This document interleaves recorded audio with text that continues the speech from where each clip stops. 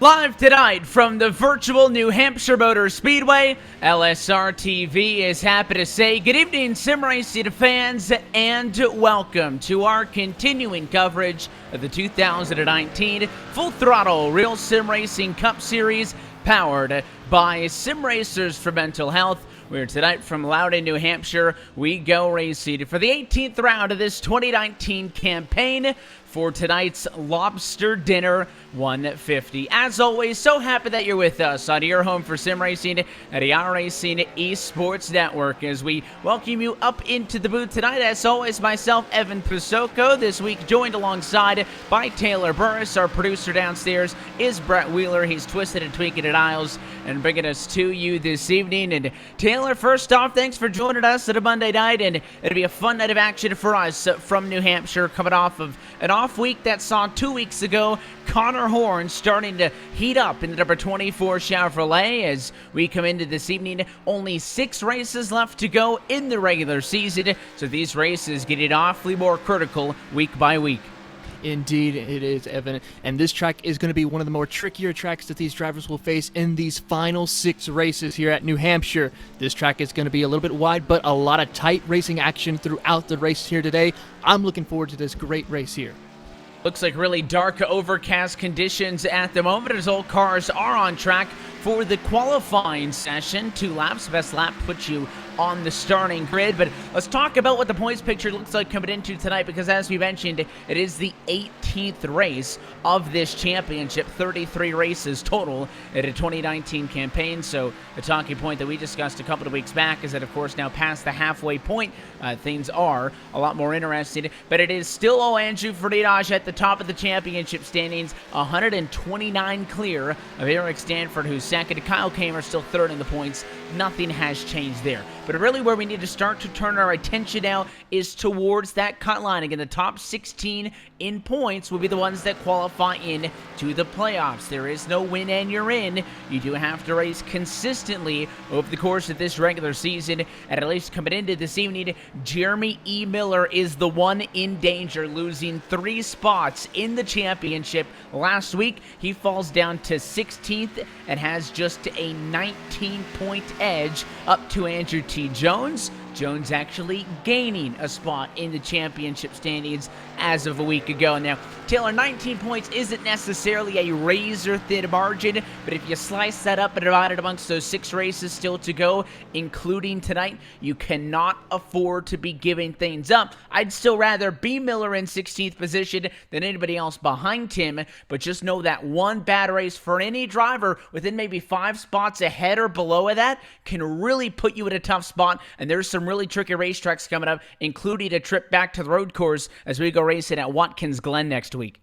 And in a sense, that could be one of the wild card races that we could see as we close into the chase for the playoffs for this series. A lot of different things can happen. Drivers can have very bad races. But here at New Hampshire, that same situation could happen here. A lot of beating and banking can happen here. And through practice, we saw some drivers having a little bit of issues with the handling of the race cars. So we'll have to see how well are they going to be able to handle those cars in these conditions. A little bit cooler than what we've seen in past races.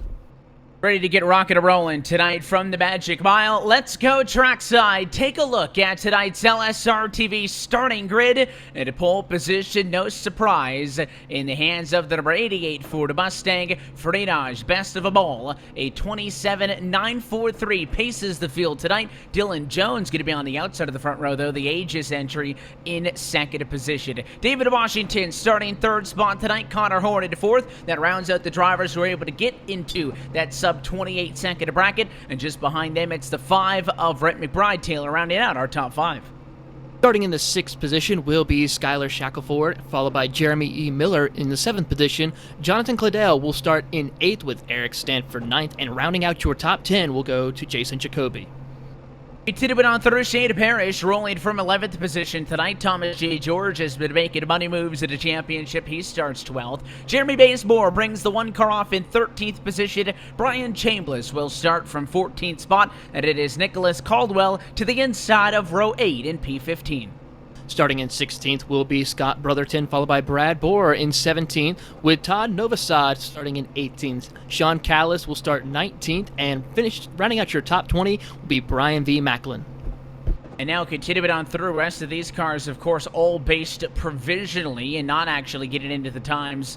So provisionals for Scott McClendon in 21st position, Anthony Fredericks in 22nd, Andrew T. Jones is 23rd, Jeremy Rittenberg in 24th spot, Matt Miller will roll from 25th with Kyle Kamer P26, and it does look like that William Kruska as well in 27th position, going to be making his first start in a little bit. The number 29 machine, if he can make it to the grid, would round out the field. Don't see him out there, at least at the moment, as the field starts to roll, and we take a little bit more of an in-depth look at this New Hampshire Motor Speedway. Of course, a very flat 1 mile over Taylor makes it so interesting. The banking just coming in at a 12% grade, 2 to 7 degrees of variable banking, and it is a very difficult racetrack to get around, which means these guys are going to be wrestling them for about the 158 miles we got on tap. Most definitely indeed. We'll see a lot of drivers try to work that outside groove as well as those sticking to the bottom. These cars are going to be very difficult to handle through certain part of the track, especially if we get into a longer green flag run. May see cars getting too tight coming off, especially of turn 4, or getting too loose coming off of turn 2, as we've seen in many other races. It'll be a fun night tonight as we go racing at LSR TV at the iRacing Esports Network. It's Andrew Freitas' field to control as we say, let's go racing at New Hampshire. Green flag in the air to turn 1 for the first time, and it is a good jump for the 88 car. It'll be Freitas out of turn 2. Jones comfortably in second, and they'll fight for third place on back as Connor Horn brings the Speedway Chevrolet around the outside to take away third. So far, a single file all the way back up to the 9th place as it gets a little bit bunched between the 69 of Jonathan Cadell and Jason Jacoby as they come out of turn 4. Side by side, they're going to go. And right now in front of them, Jeremy Miller's leading that group of cars.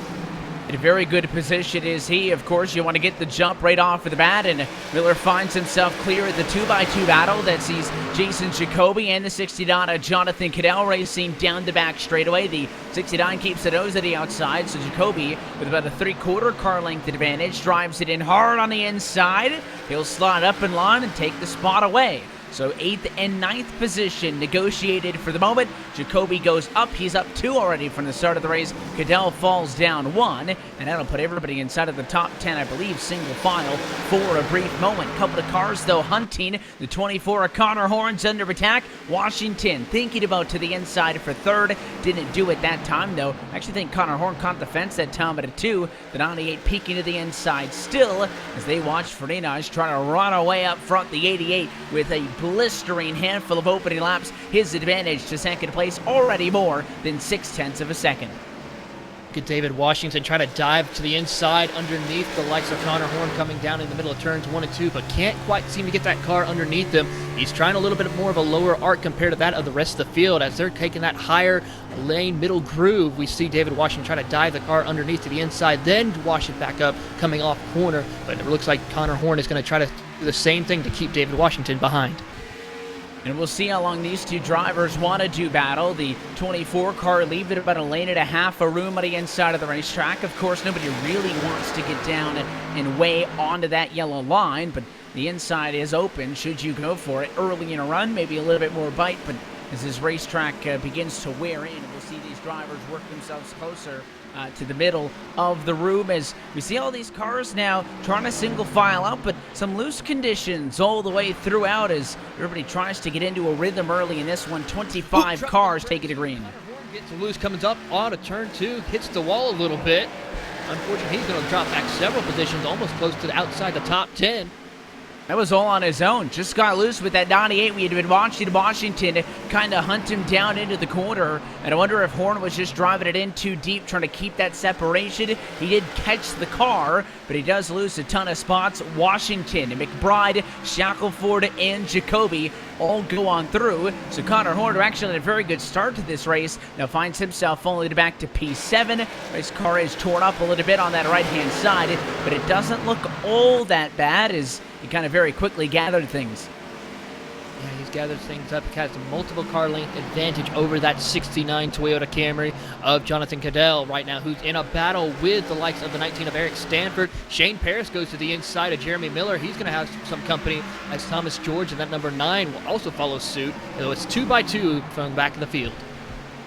And this is that mid-pack area where it's going to be a lot more difficult to get away from one another. Stanford door-to-door with Parrish. They got a little bit tight that time at a quarter two, as I think the 19 machine wasn't expecting the 18 to crowd him quite as much, and Stanford lifted out of the throttle, let that position go, so Parrish will jump to P9. Stanford falls to 10th, and in fact behind them, Thomas J. George get a hold off for the moment. Jeremy E. Miller and company, Brian Chambliss at a 45, picks up an additional spot as well. Some cars going way up high, others still holding that lower line, as we are so far so good at 9 laps in to the 150 on the board tonight at New Hampshire. It is still low Freitas up top, with all of this action going on to mid-pack, still right around P10.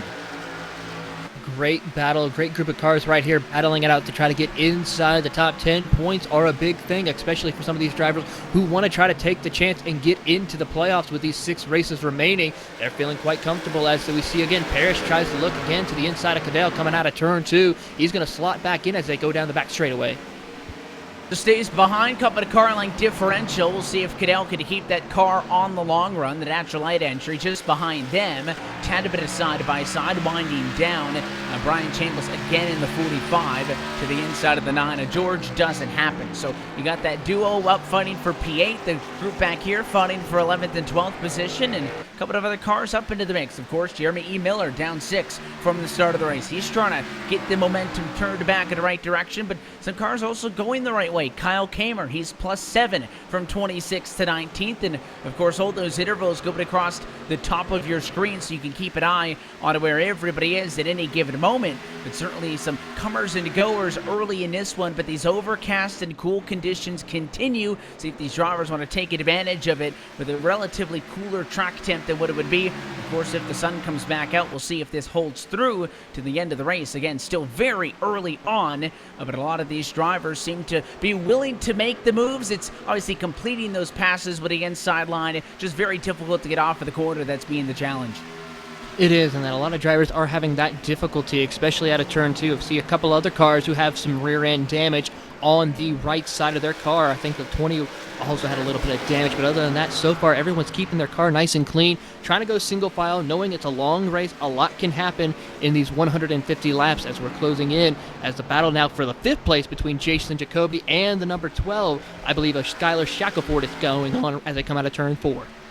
3 car is the one on the attack, and of course both of these drivers have found themselves in some pretty good positions this year. Of course, Skylar Shackelford would like to have that car in victory lane, given all of the good runs that he has had, but still sits as one of the higher drivers in the championship standings without a trip to victory lane. Jacoby, on the other hand, has got a handful. He's visited victory lane 4 times this year. He's on the inside. He gets the run at a turn number 4. That's the hard part. So he'll force a side-by-side battle down into turn 1. And it looks like Shackelford playing the long con here. Doesn't want to fight back. The 3 car Jacoby, despite the shallow entry, gets the spot. And just like that, they'll swap out P5 and 6. Jacoby on the move. He started in 10th position. He's now halfway to the front of the field. Shackelford washes up a little bit. That's now going to cause the 24 of Connor Horn to close that gap. Now it's down about a car length and a half. Now 2 car lengths as they come out of turn 4. Shackelford's got to try to get back in that groove that he needs. Otherwise, he will lose another position and drop back to 7th as Connor Horn now looks to the 2nd groove under Shackelford. Maybe you have an opportunity to pounce on the 12, seeing that Shackelford let Jacoby go. I don't think he gave up a ton of time in doing so I think that's all right. But sometimes, obviously, you try to play the smart game, and if you have a couple of aggressive drivers behind you, they're just going to team up on you, and next thing you know, you're not just giving away one position to try to not waste anything by battling. You end up giving away a handful of spots. So we'll see if that's the case. The 24 is there, though. You can certainly see that Jacoby's pulled away a little bit. Right there, though, when they get into the center of the corner, when they're at their slowest, is when the 12 seems to get backed up to the cars behind him. So maybe Connor Horn can shake things up a tad bit, try to modify his line to get around the 12, but at least at the moment, pretty much lockstep in line with one another. And the 12 machine has got a good job trying to get back up and away from the 24 to Connor Horn. Looked like Horn was going to jump on him and get it done pretty easily. And again, that 24, with the damage from getting into the outside wall, has fallen down here to P7 after starting in 4th. So good to see that he also really hasn't lost a ton. Both these cars looking pretty racy. Here's a big run at a 2. He's going to look down to the inside as they go into turn 3. Side by side they will go. Connor Horn in that white number 24 with the number 12 of Shaka Ford in that black and blue 12 car. Horn makes the pass coming out of turn 4, move him up to P6. Another spot gained. Connor Horn on the move, trying to just get back to where he started this race. Again, that car has been good. Doesn't matter how many laps over and over, Taylor, you're good. Doesn't matter how many cars you pass. It was that simple one mistake into turn 1 that it cost him not only the track position, which hurts, and the positions therefore, but I think the time that he gave away is really going to hurt him. If this is the race, and we've seen races in the past in this Full Throttle RealSimRacing Cup Series where at New Hampshire they can string out, and we can get into a strategy mode where we go green flag racing for a long time, and it comes down to strategy and pit stops and whatnot. Right now Horn finds himself more than 6 seconds off of your race leader, despite the fact that the last lap he was only about a tenth and a half slower than the cars up front. So all the time that he gave away with that mistake, if this goes green, I think is really what's going to hurt him. It is, and that's going to cost him valuable points if he's not going to be able to find his way to get back at least to where he started when the green flag dropped. So it's going to be very difficult for him. He's going to have to find some different strategies, whether it be on the pit stops or finding a way to make some adjustments to help try to get that car back out towards where at least he started the race to get those valuable points back. Wouldn't be a bad time for him to maybe catch a caution flag, but again, so far so good. In fact, everybody who started this race still scored on the lead lap with more than 20 laps completed in it, and if this is one that can go green flag racing for a good amount of time, you're not looking at that long of a race. It could be done well under an hour and a half time-wise, and I think drivers, knowing the history of this racetrack in this series, and of course many of them have been racing Monday nights here at LSR TV for quite some time, they have a pretty good idea maybe that this race may have started this direction. Again, I don't want to jinx it too much, but you always come in certainly with a plan for a green flag strategy. You got your pit stop numbers, and you have your strategy in mind, and then of course where the yellows, if they fly at that point on, is kind of where you make the adjustments. So everybody liking what they're seeing right now. Freitas is still your race leader, 1.2 seconds ahead, but he's not gaining on Dylan Jones anymore, and it's always difficult to read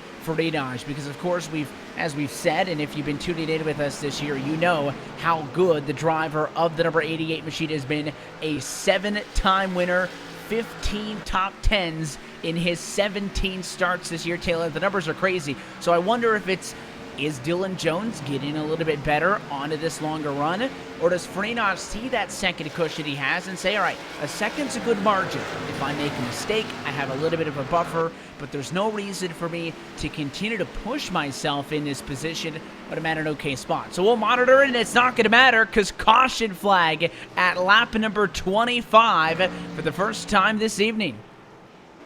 Trying to see where it is on track. Miller, 23. He just queued up on a radio. I caught him there. He was running in 12th position. We'll get the LSR TV replay up, and it looks like as he went down into turn 3, just had some sort of a huge issue. I don't know if his sim crashed out or what, but 23 basically just blew up on a back straightaway.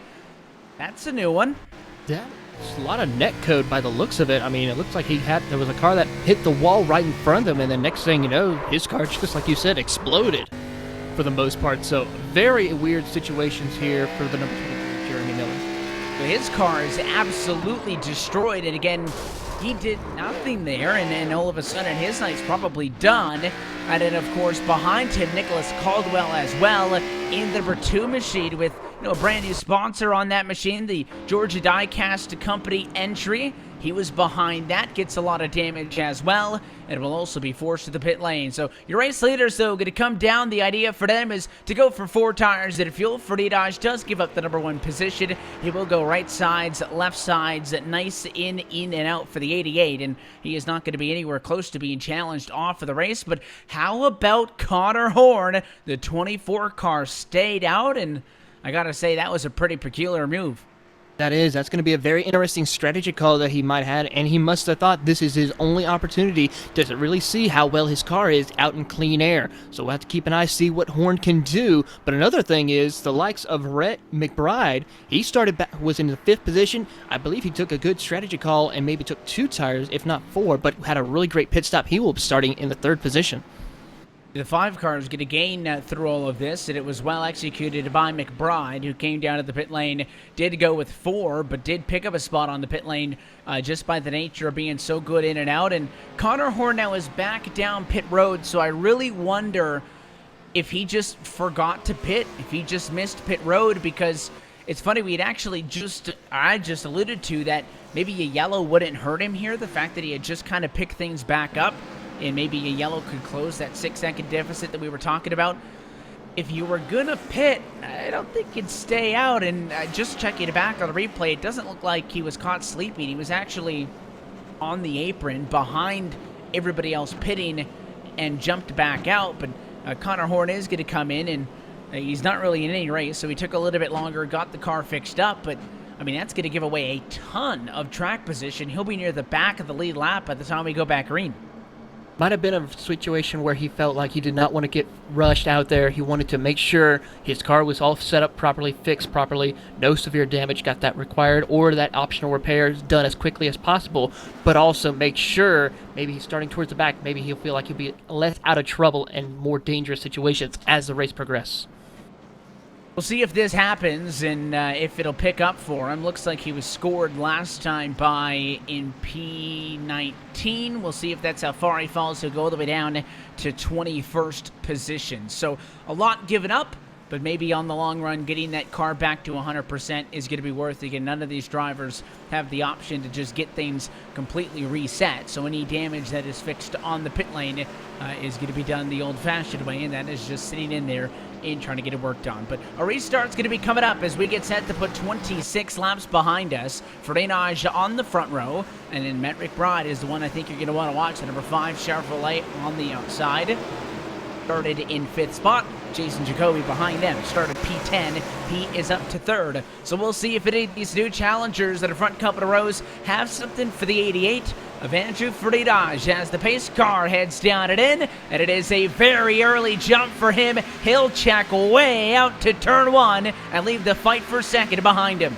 Brett McBride did not get a great start at all, and he's now under pressure from the likes of Jacoby and David Washington as those three are going to battle it out coming out of turn 2. Side by side, it's going to be Jacoby gets right up next to David Washington, the battle for 3rd position, as they're almost going to go 3 wide into turn 3. The 18 now of Shane Parrish is going to look on to the inside of David Washington coming out of turn 4. And Washington was way up high, so he loses out at all of this. Would have been a long way to ring it around. So McBride wins out. He'll take 2nd. Jacoby still 3rd. No real changes with Washington there in the number 4 spot. Single file. Turn 2. Got the inside, tried the peak there, but wasn't able to keep his own momentum going, so he'll tuck it back behind Jacoby, stay in line, and it'll be about a car length and a half a difference as they all try to really get up at a wheel. I think they see that sense of urgency, knowing, hey, if we have any shot at get it on Freinage, it's going to have to come pretty quickly off of a restart. We cannot let this guy check out, in a very deep entry, that time for Shane Parrish, who will dive back down. Looks like this fight will be, though, really 3rd and 4th position as McBride gets some distance in P2. Great battling throughout the field right now. It's still single file for most of the top 20 as the number 2, as we have an issue in turn 3 right now. The number 43, Sean Callis, gets a little bit bumpered out right with the number 2, I believe. See here, the number 2 car is Nicholas Clodwell. He had a little bit of contact between him and the 43 going into turn 3. I think the 43 of Sean Callis was able to recover, but lost a lot of time and positions. Michaelis kind of stepped up in front of the 2 at a breaking point. It was a great save by that Rick Motec Ford. A good look at number 43 machine. I'm sure he didn't want to get it sideways as he did, but a good job to keep things under control. And that allows us to stay under green flag conditions. Now 33 laps in of the 150 on the board in this one. Last time by, only battle top 10 still going on. It's the 8 of Kyle Kamer at a 51 of Scott McClendon. They'll get awfully tight at a turn number 2, as it looked like the 51 was thinking about sliding up on the 8 and to complete that slide job off of the corner. Stays to the inside as the 8 peeks his nose out there, and it'll be a set of 2x2 action off of turn 4 as they fight behind them also. Yeah, that's going to be the likes of Scott Artherton in that number 20, followed by Brian Chambliss in the 45, who makes the pass on the outside. Now Brotherton's going to have to deal with the likes of Anthony Frederick in that number 4 and Matt Miller in the 18 or the 78 as they come out of turn 2. Single file temporarily. Chambliss maybe looking for a crossover. Stays in line. They fight behind Tim. It is Fredericks at the outside, the 20 down low, and a lot of smoke from the group in front as somebody got out of shape, but they all hung on to it. So again, we stay green. Everybody digging hard, and funny that on that first run, P10 was where most of the action was, 10-15 laps into the run, and this second time through, same story. This is where you find that group of 5-6 cars, whatever it is, that just cannot get separation from one another. Good run by the 45 of Chambliss again, just does it a peek to the inside. So certainly some drivers taking it a little bit easier than others as they'll try to keep the pressure on one another. Jacoby in third position, may be under fire here shortly. Washington's been plastered on his bumper since we went to the restart, and well, he hasn't peeked to the inside quite yet since this battle simmered down a few laps ago. He's within striking distance to make it happen at any moment.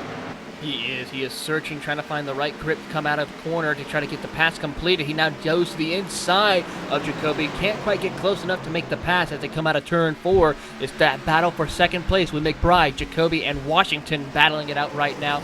Washington gets a little bit loose in corner entry, but gets a great run in the middle of the corner to take a peek to the outside, but just can't quite get to the bumper of Jason Jacoby. Feels like if that 98 could actually get that outside track position that he would like to make a play for. Not the first time there that he peeked to the outside of the racetrack, just wasn't able to actually establish the positioning. And of course, the inside's there. We've mentioned it many a times. These cars are not really running the bottom lane. The bottom running lane is about a couple of feet up off of the bottom of the racetrack. You can see there's at least 2 car lengths there set up at the corner underneath these cars. You can stick a nose down there. It's just not really going to work. So as all of these cars continue to do action on a racetrack, let's look back at the battle for 15th spot. Matt Miller in the 78's pulling away from it, but Jeremy Rittenberg, Scott Brotherton, Dylan Jones, Skylar Shackelford. Half of this battle is cars that started inside of the top 10. Jonathan Caddell's back here as well. So 3 of your top 10 starters are here in the high teens, and they're side by side, 2 rows deep to 1, with Shackelford on the outside line trying to clear Brotherton. Not sure it's going to happen. It's Jones and Caddell right behind him. Side by side, 2 by 2, they go coming out of turn 2. Shackelford's trying the best to get a good run out down the back straightaway. He braked a little bit late, but he has a little bit of checkup as he sees the likes of the 26 car right in front of Jeremy Rittenberg to stop his lineup a little bit, but he's able to make the pass as they're now going to go almost 3 wide down the front straightaway. Brotherton has it in the middle, but Dylan Jones thinks twice of it. He's going to now go to the outside lane to try to complete the pass. And Jones took that big swipe low. It was almost like he was avoiding Caddell. Now in front of him, the 20 gets tight, and Caddell will make that move. So Jonathan Caddell back to 18th position. And as the 20 just kind of get his bearings back, Brotherton under fire now at the bottom of the racetrack as Dylan Jones goes down on the inside line. Meanwhile, Connor Horn in the 24, after pitting a lap late under yellow, giving up all his track position and falling outside of the top 20, has started to claw his way back. Anthony Fredericks, now the latest victim, as he clears somebody inside of the 2, so Horn back to P11, halfway through there, as the intervals between cars that he's got to catch are going to start to grow, more so position by position, but it is good to see the 24 has got that pep in his step. Problem is, he's over 8 seconds away from Frenage, who leads by 2 seconds over everybody else. Yeah, Frenage is just doing a great job pulling away, realizing he has that comfort. He can now start just going at his pace that he feels comfortable in, not pushing the car as it's single file pretty much to the top 5. The next battle, I would have to say, was between the 8 car of Kyle Kamer and the 48 of Brad Bower as they come out of turn 4. That's the battle for 7th position, as those two have now just started to separate just a little bit now as we get Kamer go to the inside, try to take a peek down there. They're going to be right there almost door to door. Kamer gets a little bit of loose in the middle of the corner, has to check up now. This gives a chance for Scott McLeodon to take a look to the inside as they're going to go side by side down the back straightaway. He was getting pushed way up the hill, and you saw the 48 car almost up to that 3rd set of white hash marks. Now they keep themselves lower and kind of that center line off, but it is just Scott McLendon on the inside of the racetrack. Nobody else with him. They're all timed up on the outside. The 48 of Boer, the 8 of Kamer, and the 45 of Brian Chambliss. So for the 51 of machine here, it could be feast or famine. Do you clear the 48 car, get the spot, get all these spots, or if you can't get it on the inside, it's very possible that all three of these cars ring it around and get away from you. The 8 car drives it in hard, though. Kamer's gonna get on the brakes as McClendon, I think, slowed down a lot earlier than he was expecting. It's actually going to cost the 51 the battle with War, but the 8 car is the big loser at all of this, as he checked way up to avoid contact that allowed Brian Chambliss' 45 to pass him. Yeah, but Kamer is going to try to come back in the middle of turns 1 and 2, but cannot get close enough. He's going to have to slot back in and back into 10th position, as that battle still for 7th place between Boer and McClendon still side by side as they go into 3 and 4. Boer is going to be able to hold off coming out of turn 4. Chambliss now is going to try to beat the new car on the outside lane to try to get by the 51 of McClendon. Well, Connor Horn's enjoying this battle because as all of these cars fought with one another, but allowed the 24 to close in, and he could just get another set of positions here. It's almost 3 wide. The 24 is going to force it to the very inside is Horn. Chambliss is in the middle. Boer is on the outside wall, and they'll go back 2 by 2 as the 45 drives it in way deep into the corner. And a little bit of aggressive driving there by Horn. Gets by the 48 and the 8 car. Tees up Chambliss as he has now cracked the top 10 again. Inside this time once more. That Speedway Chevy looks so good here in traffic. He does. Gets a little bit loose, though, coming out of turn 2. Chambliss now can power back on the outside as they go side by side as they make the run to turn 3. McClendon's enjoying this, letting those two battle. He can now try to scoot away, but Horn comes back on the attack to get to the back bumper of McClendon. Unfortunately, Chambliss now trying to come back as the battle back behind them between Kamer and Boer is still going strong, as Kamer's got a nose over half a car length now separating the two of them. It's funny, the constant through all of this has been the 8 and the 48 finding themselves side by side, and finally the RealSimRacing entry of Kamer gets by to P10, so he'll stay in front of the 48 at least for the moment. It's a car length between them down into turn number 3, but a little bit further up the road, that 24 machine of Horn wants to get another one. It is a huge gap after this pack of cars. 4 seconds to the next car, which would be P6 Thomas George. So Connor Horn wants to kind of break free from this stranglehold a little bit, get to the clean air, and just look how good that was on the inside of turn 2. A bobble by McClendon. The 24 now going to have a half a car length advantage into turn number 3. And as he works the inside, I think lower than anybody else is really willing to go at this point in the race. He'll slide up off of the quarter. Yes, sir. Connor Horn back to P7. He's up 14 since the restart. Great drive for Connor Horn of that number 24 Chevrolet. He's now going to come out of turn 2 right now. About a car length advantage over McClendon. Now he's got to worry about Chambliss behind him as they're going down the back straight with McClendon late into the braking zone, though, to try to get back to the back bumper of Connor Horn as they come out of turn 4. McClendon, I think, really tried to make an effort to stay there, and his problems aren't done. He can't just take it easy now that he lost out in the exchange with Horn, because all these cars are still here. You still got Chambliss, Kamer, Jones, all these cars pretty much stacked up on top of each other. Those 4 the last time were only separated by about a second and a half, so all these cars need to certainly be aware, but I will not at all be surprised as Connor Horn now tries to stretch himself away from this group. The battle will, I think, return to a bout between McClendon P8 and Chambliss P9, as it's the 51 and the 45 car may be closest to one another. Give credit to the 51, though. McClendon's not giving up. The problem is, he gets so close. He closes the gap to Horn because he's driving it in so deep into the corner, and it just hurts him on exit. And, of course, with this package and the fact that we're on this type of a racetrack, I think does give this car a little bit more to work with, but still it's so momentum-based, especially now where you need to carry the speed off the corners with virtually no lateral grip, that if you're really charged at entry, it may make those battles look closer than I think they actually are. They are, and that's one of the things that McClendon may need to consider, is trying to back off the corner a little bit, try to get that better run off corner exit, as Horn has been doing. McClendon's just trying to drive it in too hard, at causing him to lose that time off corner exit, and with this package, it is, like you said, momentum-based. So if he's able to get that momentum off corner exit instead of corner entry, I think he may be able to have something for Connor Horn.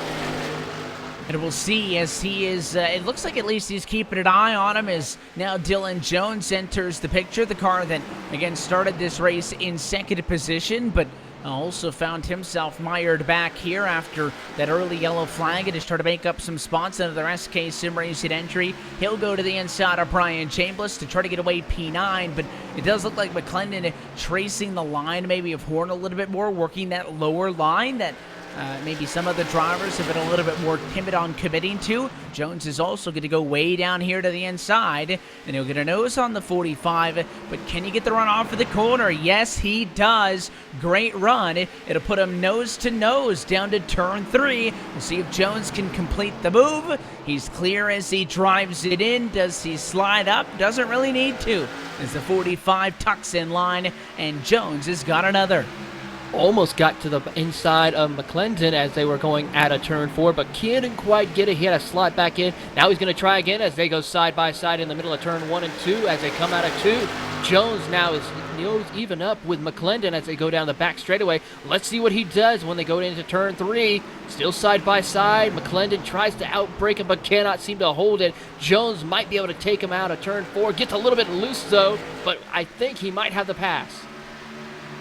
If he's able to complete it, McClendon's going to fight back. We know that this 51 machine is not shown tonight that he's just going to roll over and give anything away, but I think it's just too hard to beat a car that can make the inside work. He'll make it last at least another half lap because he had a great challenge that time at a 2. Huge burst of speed, but again on the inside, you can see how far ahead Jones gets. McClendon's making a little bit of that up on the outside, but I just can't replicate what was a very good exit at the far end of the racetrack, so Jones takes the spot away. He is now up to P8, so both Horn and Jones, top 5 cars in queue. Both those cars as well, top 10 cars earlier tonight in the practice session, have been able to find their way through this thick traffic here at the tail end of the top 10, and then they'll set their sights on the rest of the field. I know I mentioned that the gap between Horn and George is, P6 and 7 was 4 seconds. It hasn't really closed in a ton. Horn's got a little bit, but certainly had to work hard, I think, to get those spots. Yes, indeed, and he is really showing it right now. He's climbing his way back up to the field. Quick update on the battle for that top second place position. David Washington was able to get by Jason Jacoby for 3rd position. Jacoby got a little bit too tight coming out of turn 2. Washington was able to pull the gap, and McBride has just pulled away from those two as well. As now multiple car lanes separating each of the drivers from each position. And then, of course, with Andrew has just checked out as he's closing in on some lap traffic. Yeah, that's something that we haven't seen a ton of tonight. Again, the only driver out of this race right now is Jeremy E. Miller, who had that massive issue to bring out the only caution flag so far tonight. He's out of the race, but everybody else is still in this one. So as that 9 car, George was able to get up and through. He'll maintain, but is 5th on the racetrack right now, atop Shane Parrish in the 18 machine. Everybody else still on track, and you're talking about 30-second lap times in that window. Well, Sean Kalist may soon be the first driver to get lapped under green flag conditions. And listen, this isn't like a Martinsville. It isn't a Bristol. It isn't going to get that bad. But you will see your fair share of lap traffic if this thing can make it to green flag pit stops. And we're inside of 90 laps to go. It's still a long way through, but past 1/3 distance in this one. I think drivers and the crew chiefs and spotters are starting to discuss strategy as this race, again, went back to green flag racing conditions back on lap number, I guess it was earlier on in this one, closer to lap number 25, 26, actually. At the time we went back green, 29 was the green, so 26, it would have been basically the lap right after when pit lane opened. So it is the longest green flag run of the stretch now, so these drivers are entering that uncharted territory. But, for those who have 2-3 seconds of a gap, I think that you can take it easy enough. It's these guys back around P10 that have been at it tooth and nail, Taylor, since the restart. Curious how much more their fall off is going to be affected than maybe some of the other cars who have had a cleaner pocket, I think, to race in. I tell you what, someone who is really using their stuff up right now is the likes of Connor Horn and Dylan Jones. Those two have been battling it out. Horn getting loose almost out of every single corner exit here in these past couple of laps. That's Dylan Jones going to take a peek to the inside coming out of turn 4. Can't quite get to the inside, so he has to slot back in right behind Connor Horn. But Connor, if he is not careful, he could end up doing the same exact thing that happened to him a little bit early on in the race. The way it looks now is, this battle isn't hurting them. We mentioned that, when Horn first caught up to the group that he has since gotten around, that it probably helped him out to catch them sooner, the fact that they were fighting for position. Horn and Jones again are still trying to catch up to everybody else. Thomas J. George actually just got back around Shade Parrish for P5 and P6 not that long ago, as noted. So, they're starting to catch up to Parrish. And even though they're fighting amongst themselves, those intervals are still coming down. Now, the last time by, more even, with Parrish running a 29.9, both of them in the 29.8 bracket. But I wonder if these drivers, I guess it's up to Dylan Jones, who's the one on the attack from the behind. Do you want to get Connor Horn now, or do you just kind of ride in line behind him, wait till you get up to the rest of the field, and then maybe tango with him as he sits on the bumper, peeks to the inside, and looks like he wants to fight now. Jones will drive it into the inside in turn one, but doesn't go all that deep in, and even though Connor Horn gave him some space, a caution flag back out, second one of the night. And it might be, is it the 2 car of Nicholas Caldwell? It is the 2. Problems for Caldwell. Second incident tonight that he has been involved in. And the replay will show that he lost it on his own at a 2. And on the transition back up onto the racetrack is when he lost that car. And he spins it out to the inside, and it triggers the yellow. Unfortunate for Caldwell, as he is just trying to finish out strong. That's going to drop him way back to the back of the field for the most part. It looks like he's trying to catch back up to the pace car field, but this will institute another pit stop. So let's see what these drivers are going to strategize to utilize in order to try to get the best position or gain positions here after these pit stops are completed. And also, let's see if anybody else top 5 decides to stay out and pit a lap later this time, because that really did shuffle up the running order quite a bit. For no surprise that Friedrich is in, he's got about 10 car lengths of an advantage, so he should be very easily able to get 4 tires, be the first in and the first out. But, McBride, Washington, Jacoby, George, looks like all of your race leaders down to the pit lane, just shy of halfway. Everyone making down the way to their pit boxes here, getting their stops completed. Andrews in, Horn, Jones, Washington, everyone is in their pit boxes. Up on the jacks they go to try to complete their stops as quickly as possible. Waiting to see as Andrew has now got onto the right side of the car to get his tires added on. He pulls away easily. David Washington's going to be the next car that will pull out. Then McBride, Jacoby. I believe it'll be Parrish that will round out your 5 cars off of pit road.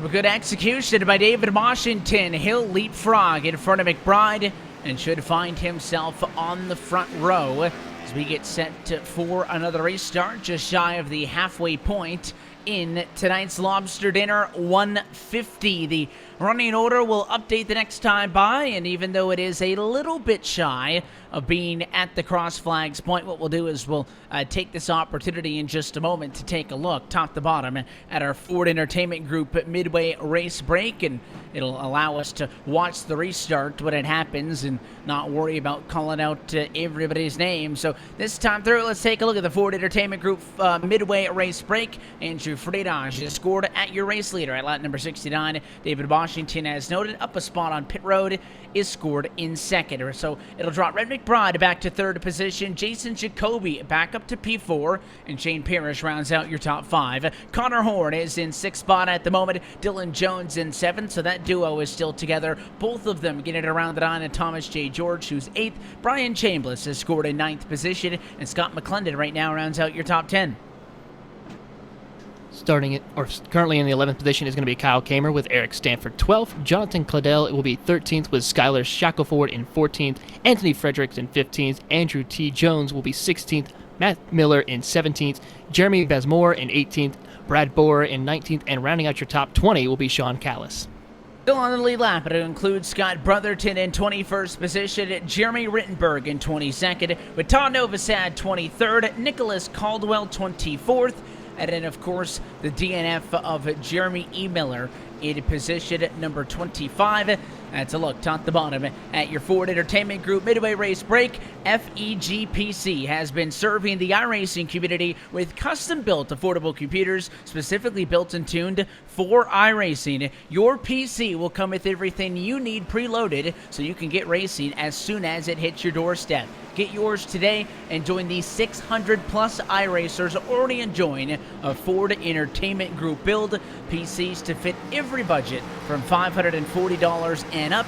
For more information, log on to www.fegpc.net and mention code LSRTV10 to get your build quoted today. 70 laps down this time by, still 80 left on the board. From the New Hampshire Motor Speedway, third time's the charm. It's still all Fernandez on the front row as we go back green to another good restart. But David Washington, good jump on the outside as well. He'll defend second pretty comfortably down to turn number 1. McBride stays P3, and the fight's going to be for fourth spot. Horn to the inside, trying to take it from Jason Jacoby. Side by side as they go down by the back straightaway. Jacoby has the great run, but now has to check up just a little bit as McBride is going to be in his way on the outside lane. That's going to give Horn the chance to stay side by side as they turn out of turn 4. Horn in that 24 white Chevrolet with the number 3 Ford of Jacoby able to power on the outside and Kate in the 4th position.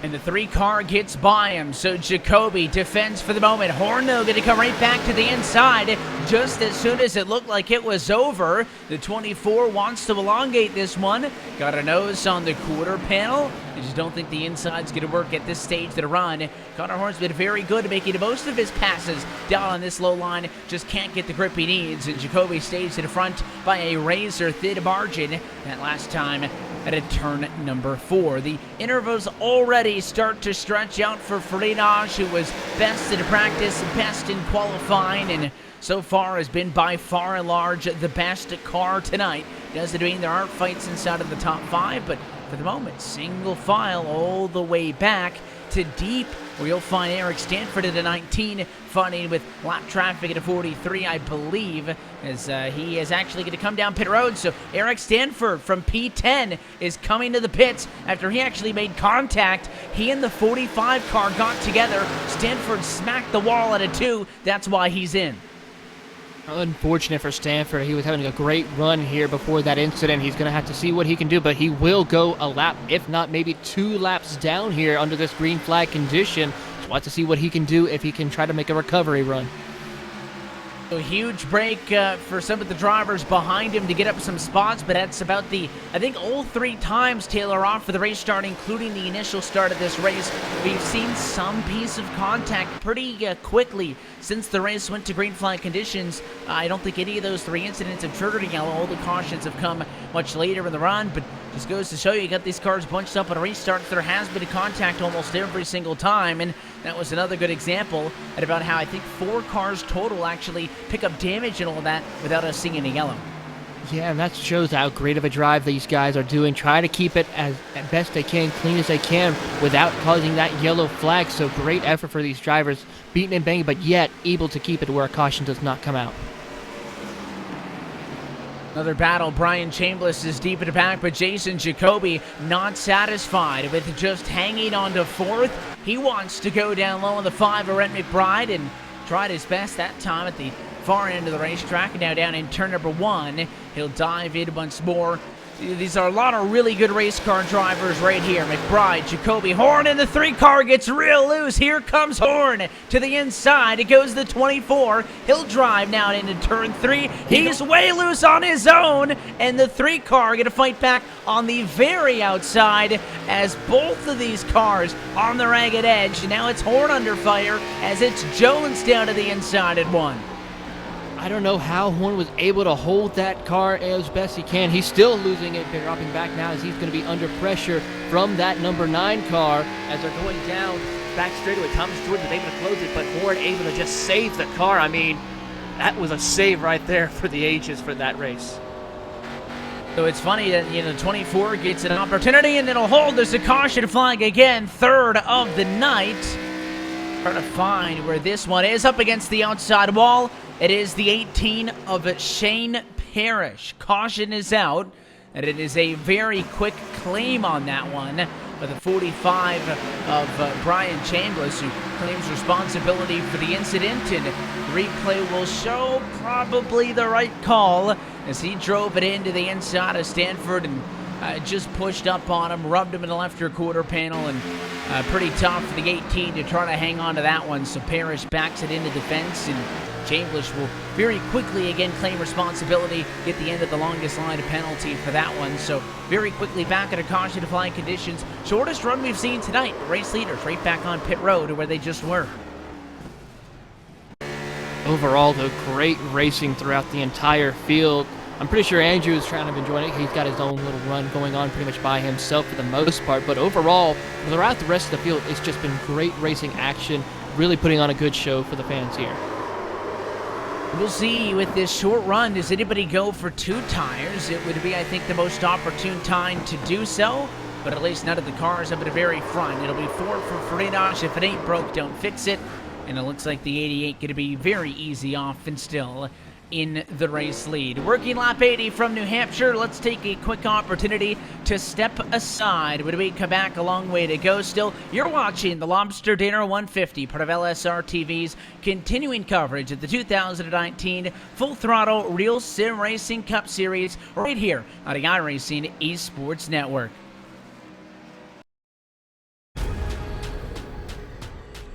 The most realistic online racing sim ever made.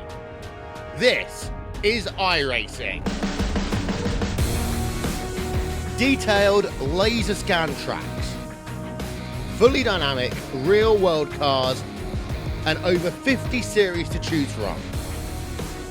6 online world championships offering over $100,000 in annual prizes.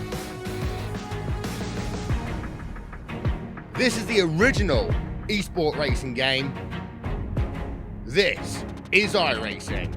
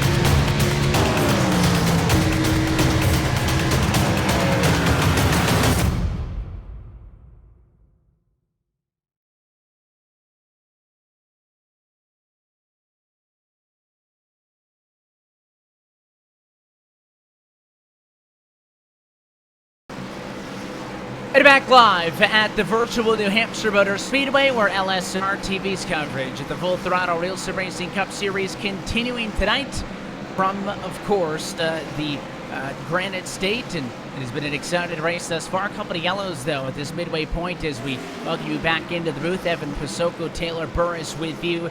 Andrew Friedrich has gone flag to flag nearly so far, and it'll be another restart in hands of the 88.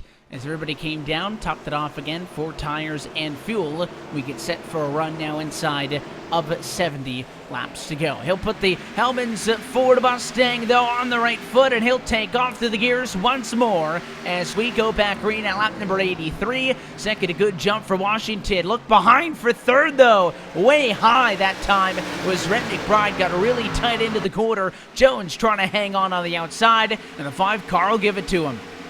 Great battle between these drivers right now as Connor Horn looks on, trying to get by Rhett McBride, but he cannot. He has to now worry about the likes of Jason Jacoby, who's on the inside of McClendon. As they come out of turn 4, McClendon is going to be able to hold him off and slot back inside the top 6 as they're coming down into turns 1 and 2, as we now see Skyler now going to take a peek to the outside on Jason Jacoby.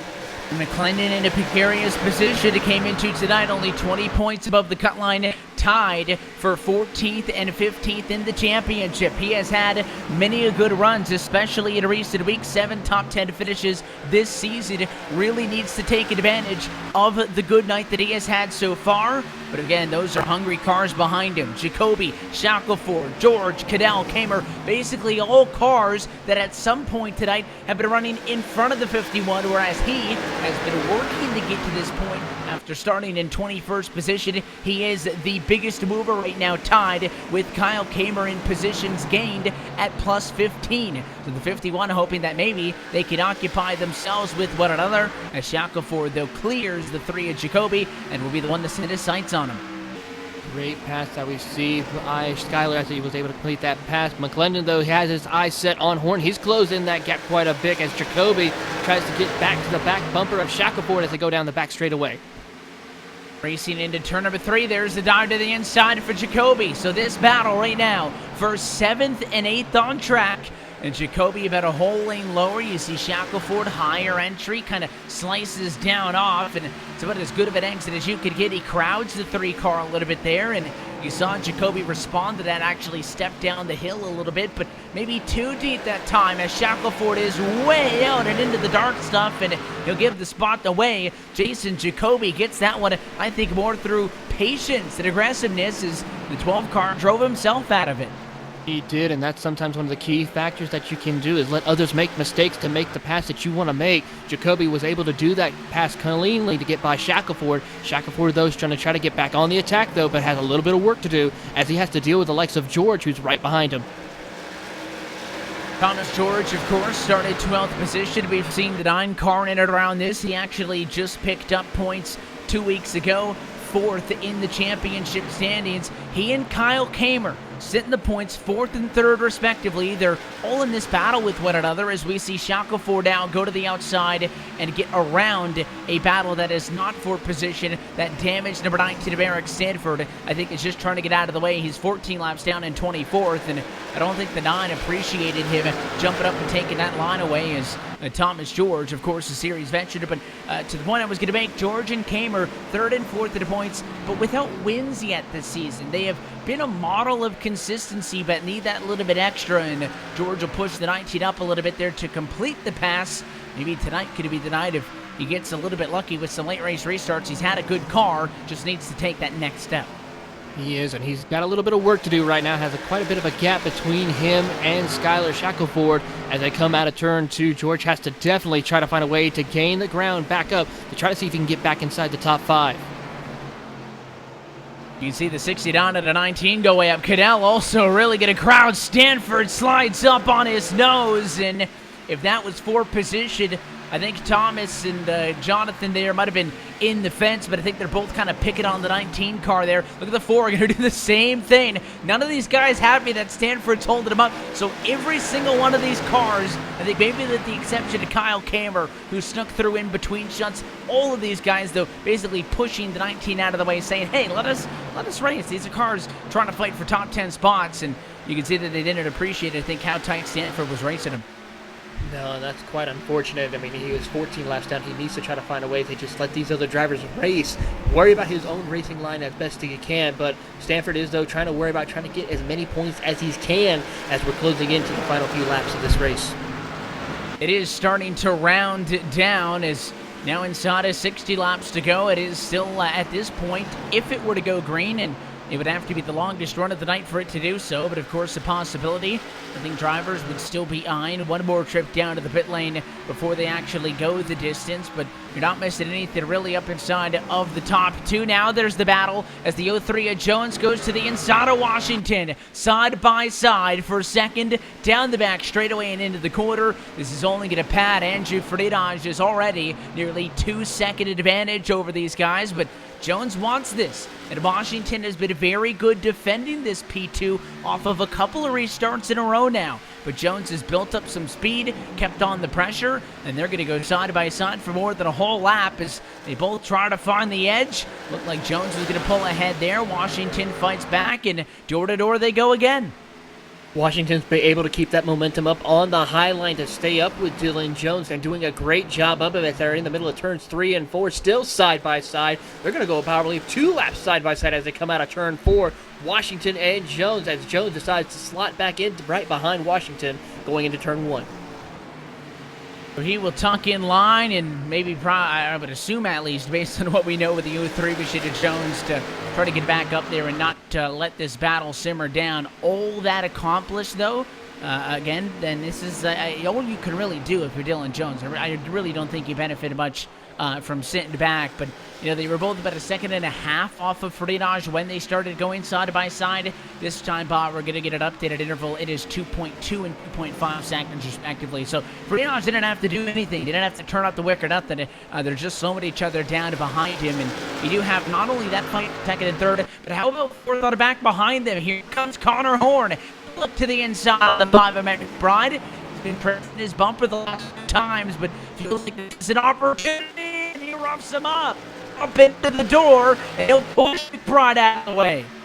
He is, and that's going to open the door up for Jason Jacoby to go on the inside of McBride as they go into turn 1. Still side by side, McBride gets laid into the brake, try to see if he can hold it on the outside. He still has a by a nose, but cannot be able to hold it off. Jacoby goes to the outside, McBride gets loose. That's going to cause McClendon to go to the outside as they go down the back straightaway into turn 3. And now McClendon again trying to ring it around the outside. It gets way up high. McBride will make, he will. He'll slide up and be able to hang on to his position, so no change at the moment. But if Brett McBride catches up to Connor Horn again, it would be fun to see if the 5 returns the favor. And it's interesting because New Hampshire Motor Speedway is more than a mile in length, Taylor, so I don't really think it falls into your conventional short track category. Lengthwise, it's not a short racetrack. However, it races like one, and you get to race tracks like Iowa and Phoenix, which are the shorter tracks on the calendar, where I think when you're talking about this kind of a schedule, they are the short tracks. That was a short track move.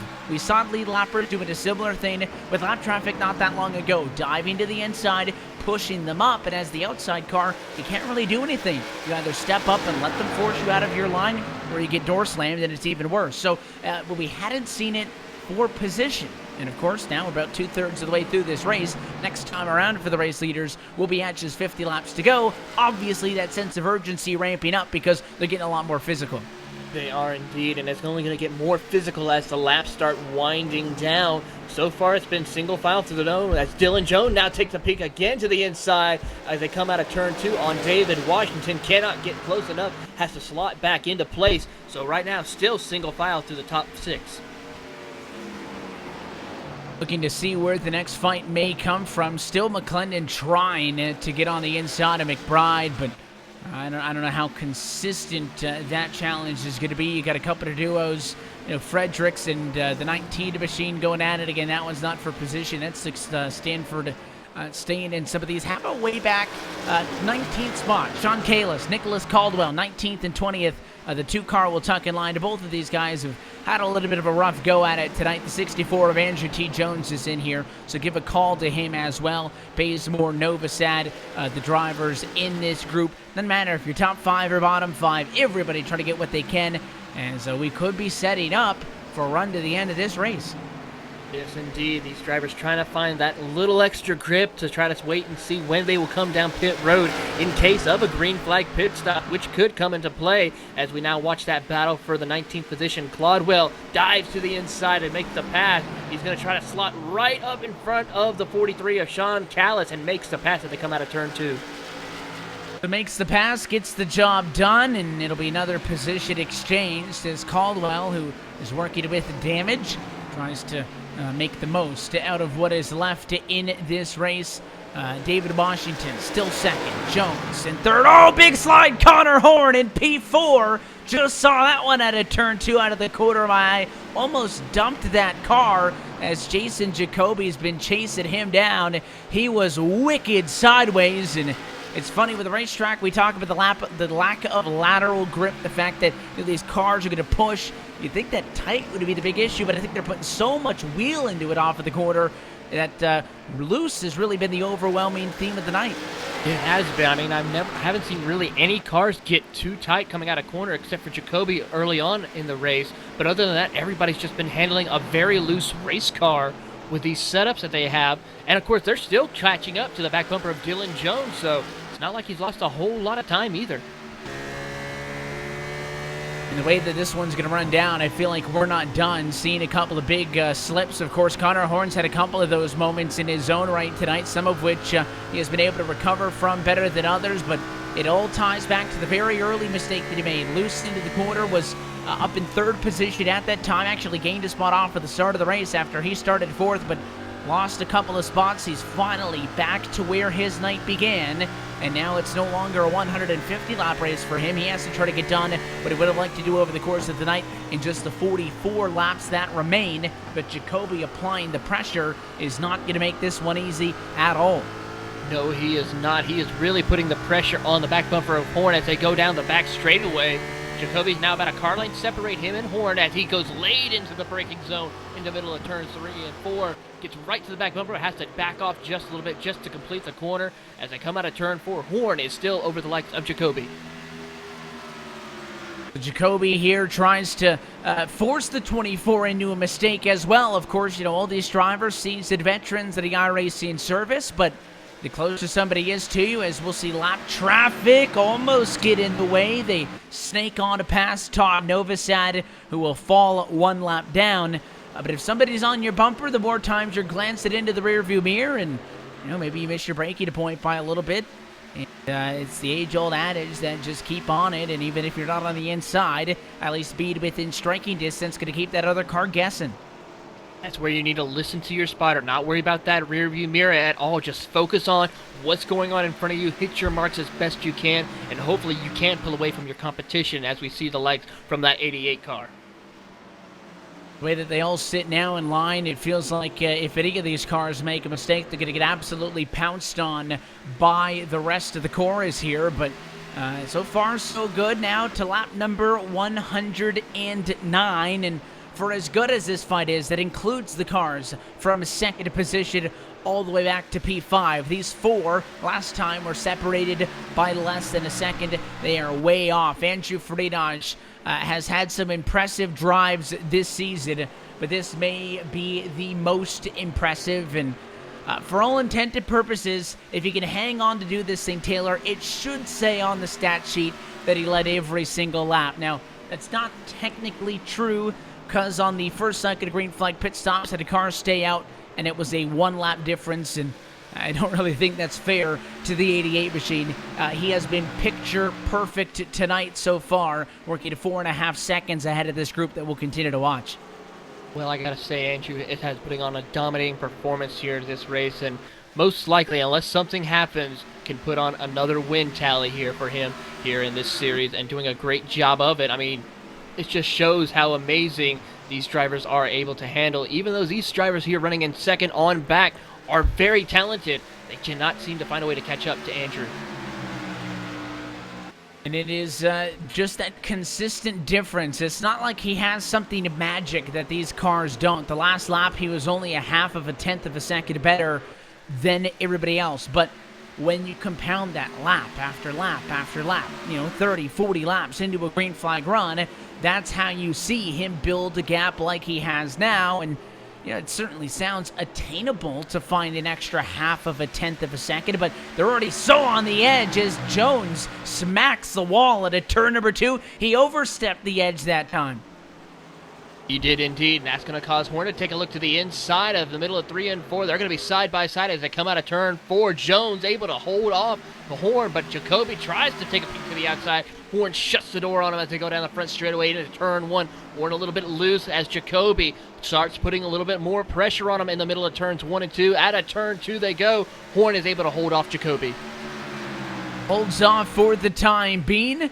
And the 24 flashing a nose that time to the inside, but I don't think Dylan Jones is really going to sweat that one. So these three will be bunched up, and McBride a little bit further back. Can the 5 machine get up into the mix if these three start going at it again? He may have a little bit of beef with the 24 Horn, who didn't even try for the first time to make it the polite way around. Just dove to the inside, moved him the last time. Those two were side by side, so I think it's also in Connor Horn's best interest to get up and around the 03 machine of Dylan Jones ASAP. They're also tracking pretty close to David Washington, so the 98 car doesn't want to get sucked into this, or you can really bog down your final 35 laps of this race being stuck with this crew.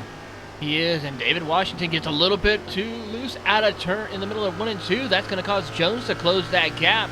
Washington had about a 3 or 4 car length lead over Jones, but now it's probably down to about 1 to 1.5 car lengths as they go down to turn 3. Still waiting to see if this race will go to the end. Just saying that off of the most recent restart in this race, as we are now looking at a run that has gone on for about 35 laps. If we are to go the extra 35 to make it to the end, it would be the longest run of the night. So the numbers would suggest that we are not done yet, but great action, and the shots off of the back bumper of the 03 of Jones show you how close Horn is. He'll try again now to the inside. It's the fight for fourth position. Nobody getting physical that time. Jones fights back. Horn trying to keep a nose there on the quarter panel. He's actually going to go for it 2 laps in a row. Diving to the inside again. But a half a car length, keep them off each other. But it looks like Jones is very comfortable using the outside to defend. He is. He's got that momentum to help him get down the back straightaway to hold off the likes of Horn as Jacoby looks on. Now we see Horn get a great run as he tries to break a little bit later, but has to back off as he gets a little bit loose coming out of turn 4. Jones able to hold on to that position. Hangs on for now, but that time they were separated by just 0.3 of a second. You gotta think that if Washington's not really alien right now, he's got to get going as here's Horn to the inside again. Still Jones up top. The 03 has been solid like a rock on the outside line, but will it last again? Connor Horn almost clear, but the 03 fights back on him. That little bit of hesitation hurt Horn. He did actually get clear for a moment there, but didn't want to slide up in front, or I'm sure the 03 would have sent him for a ride, and Jones is getting forced up the hill now as both cars getting a little bit more aggressive. They are, as Horn gets a little bit loose coming out of turn 2. Does a great job to keep the car under control. Side by side, they go down the back straightaway. Horn again late in the brakes. He's going to get loose again. Almost make contact with Jones. Jacoby goes to the inside. 3 wide as they come out of turn 4. He came oh so close to tagging him at the right rear quarter panel. Jacoby tried to go low. That doesn't work. And for the first time in about 10 laps, these cars can breathe for just a moment. Jacoby not wanting to let that rest period continue, trying to back down on Horn. I still think Horn v. Jones is the best exchange in this group. And of course, Connor's going to have to wind it up for another lap or 2 to get right back and onto the bumper of the 03. All of this is for third. Washington in second, not that far ahead, but Jones got really tight on the outside wall that time, almost fenced it. He's grazed it a few times tonight, and if he does so when Horn's got a run, expect the 24 to again go right back down low. Of the 03, I think has kept that car cleaner despite those numerous pieces of contact with the wall than Horn has. Horn had that one hard slap, and I mean, even now, despite the fact that he pitted to get damage fixed, you can still see the damage on the right-hand side as we get a good look on board here. Just trying every which opportunity to try and find a way to get to the inside. Another car, though, that's been watching this battle is McBride. He has been closing to the back bumper of Jason Jacoby a little bit by little bit. So these 3 cars battling, in a sense, is helping McBride to catch up to try to see if he can break into the podium. Oh, the 24 car, Connor Horn is loose. He gets up and into Dylan Jones. Both cars into the outside wall. No caution. We stay green as Horn lost it on the entry. So many times tonight he has given it too much into the corner, and that time it takes Dylan Jones out. By both of them is Jacoby and the 5 McBride. And the 24 car and the 03 hang on. They run P5 and P6 at the moment. They're lucky the races are done, though. Yeah, for the most part, it's trying to maybe get a podium position. Unless a caution comes out, that might be it for them right now, as we see Horn trying to find a way to get back to the back bumper of McBride as they go down the front straightaway into turn 1. But right now, Horn really starting to now put the pressure. He gets right up less than a car length now to McBride as they come out of turn 2. As he loses again almost. And that car is sliding. He has to use half of the racetrack to catch it off of the corner. Connor Horn is wheeling this car around. And again, I'm sure the damage on it isn't helping at all to make it anything stabler. But, you know, for the 03 of Jones behind, I don't know if he's going to be able to catch him. The fact that Connor Horn was able to repeatedly make those mistakes and get back on him tells me the 24 is a tad bit better.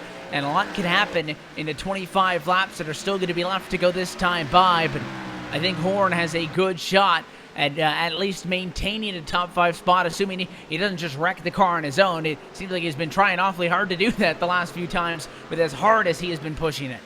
Has been, and that could be the downfall for Horn right now as we're looking through the rest of the field. David Washington and Jacoby now are going to be battling it out for that second position as they're going by the lap traffic of the 48 of Brad Boer coming out of turn 2. Jacoby and Washington able to complete the pass on that lap traffic as Brett McBride now in the 4th position after that contact we saw with Jones and Horn. So he is able to work his way inside the top 5. Now has his eyes set on Jacoby and Washington. Jacoby to Washington would be the next 2 up, and here's Jacoby on the inside of Washington. Is the 98 machine just not having everything on this long run?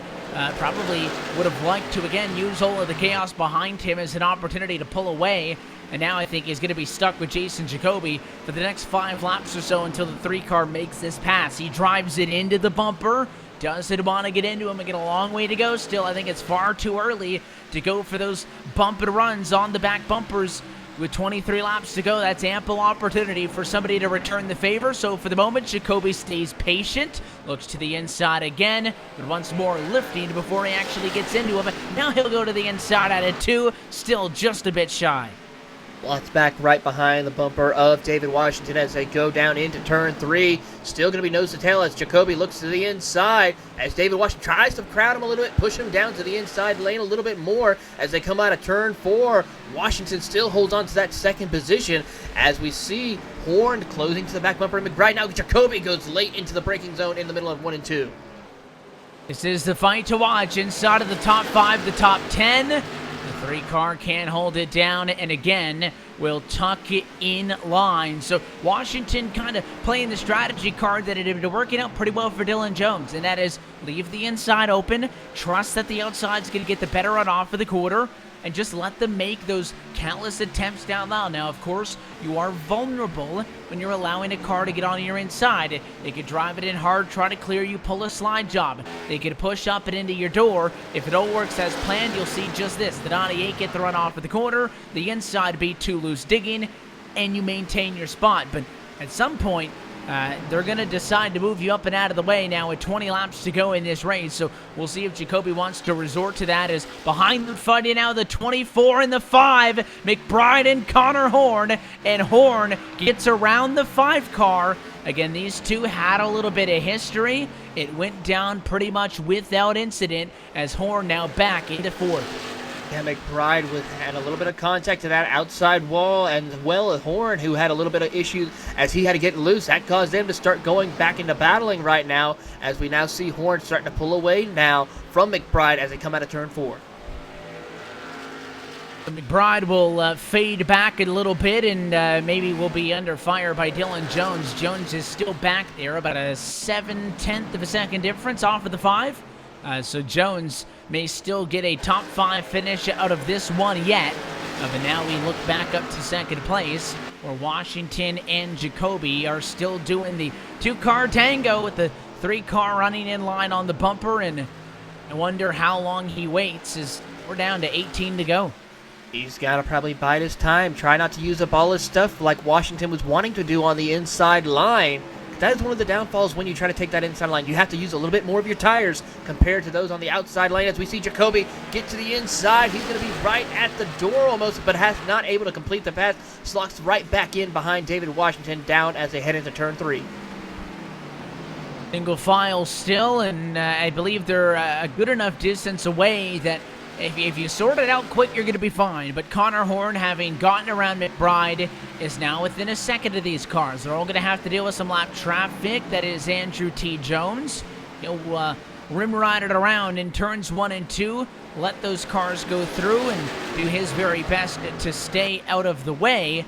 But if I'm Jacoby and if I'm the 98 machine of Washington, I want to get this figured out now because Connor Horn is closing, and it could very well be a 3-way battle for second shortly. Jacoby almost all the way clear. Can't get it again. And as the 98 comes back on the outside, he'll once again stay in front by a half a car length.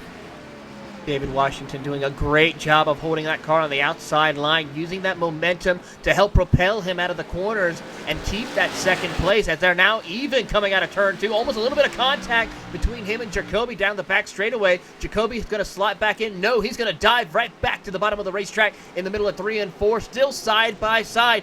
Horn looks on as they come out of turn 4. And Three Machines going to have his best opportunity now. This time it's Jacoby with the half a car length advantage. Can he get the job done in 1 and 2? Washington counters with an aggressive quarter of his own. And what an impressive run by the 98 machine. I was certain that Jacoby was going to have it that time. Instead, they're still door to door. And cue the Jaws music, because here comes Horn. The 24 is officially in this fight. He is always about a car length separated from those two drivers in front of them as they go down into turn 1. Jacoby on the inside, Washington on the outside, Horn right behind both of them as he's now got to decide which line to take. Will he follow Jacoby or will he follow Washington? Down the back straightaway, Jacoby has a half a car length advantage as they go to turn 3. Washington still staying strong on the outside as lap traffic, though, comes into play. Jacoby might be able to make the pass. Here comes Horn as the inside of Washington. Washington tries to stick his nose but cannot move Jacoby to second place. These three are going to put on a show for us to the end of this Lobster Dinner 150. A win that seems more and more certain with every passing lap for Andrew Friedage, who is soon going to be over 10 seconds ahead of this group as Jacoby finally has broken through and cleared Washington. So Jason Jacoby up to second position, and now Horn to the inside, trying to knock the 98 off the podium. He is trying. He's got about a half a car length nose of right in front. Washington, though, powers back on the outside as they go down the front straightaway. Washington's still going to do it. Horn, though, laid into the brakes. Still going to be side by side as Jacoby's starting to pull away just a little bit, but not by much as they come out of turn 2. 98 squeezed up against the fence. We saw them do this dance with the fight with the 3 car for quite some time. Connor Horn doesn't have as long as they needed to resolve that. He needs this pass done ASAP. Only 11 laps to go on the scoring to pile on the next time by. It'll be a drag race to the line, but still advantage to David Washington in the fight right now for 3rd and 4th position. Brent McBride is a second off at a P5. Doesn't seem like he'll be able to challenge. Dylan Jones may still catch him, but here's where we're watching. And Horn again now an opportunity to clear. He's 3/4 of the way by. Washington tries to drive it in hard on the center, but he needs the exit to keep it there. And I don't think he's going to be able to. No, the 24 slides across the nose, and Horn completes the pass. I don't think you could have slid a sheet of paper in between those two cars. That's how close it was for Horn to complete that pass for sure. Just one more second, and that would have sent him into the wall. Now he has his eyes set on Jason Jacoby as we're now closing in on 10 laps to go. Inside of 10 laps to go to Hampshire, the 98 goes for a swipe at the bumper. He tried to get back to Connor Horn. Didn't look like a overly zealous swipe, just trying to get in there, maybe loosen the 24 car up, feeling like if Horn gets clear of him, it is going to be the end of this battle. Wasn't able to do so, and now Connor Horn finds himself smooth sailing in P3, probably with not enough time, though, to catch back up to Jacoby, who through all of this is checked out by about a second and is working around lap traffic and Sean Kalis. Sean Kalis is not going to give that spot easily. He tried to fight on the outside, but could not be able to hold off Jacoby as they go down the front straightaway. Looking at the lap times, that time by Jacoby ran a 30.5 compared to Horn, who ran a 30.4, so about a tenth faster. So given a little bit of lap traffic to hold up Jacoby, Horn could get to the back bumper. We'll see if he does. Jacoby seemed to navigate that last exchange pretty easily. Sean Kalis is going to go high, get out of the way for the 24 as well. Connor Horn really going to have to pedal, though, if he wants to make this one happen. And, well, everybody inside of the top 10 goes single file again with the new procedures agreed by checkered overtime.